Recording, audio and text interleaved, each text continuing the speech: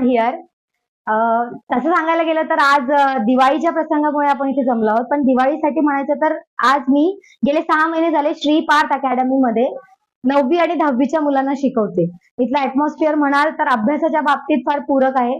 फक्त अभ्यास हेच आज आईबाबांचं पण आणि शिक्षकांचं पण मोटिव्ह राहिलेलं नाहीये. कारण अभ्यासाबरोबरच मुलांना नम्रताही यायला हवी.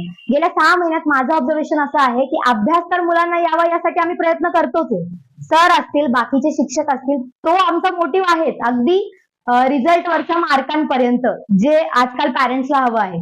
पण त्याबरोबरच त्या मार्कांना कंटिन्यू कसं ठेवावं आणि त्याबद्दल असलेली नम्रता ही मोस्टली या क्लासमध्ये शिकवली जाते, जे मला खूप आवडलं. आणि इंटरॅक्शन म्हणाल तर मुलं आपण जे देतो ते मुलं घेतात, त्यांचं हे वयच आहे. पण त्यांना किती आणि कसं द्यावं याचं मार्गदर्शन मात्र इथे फार छान मिळतं. आणि त्यासाठीच या प्रसंगात मला बोलायला मिळालं, त्या संधीसाठी मी खूप ऋणी आहे असं म्हणायला हरकत नाही. आणि सगळ्यांना दिवाळीच्या हार्दिक शुभेच्छा.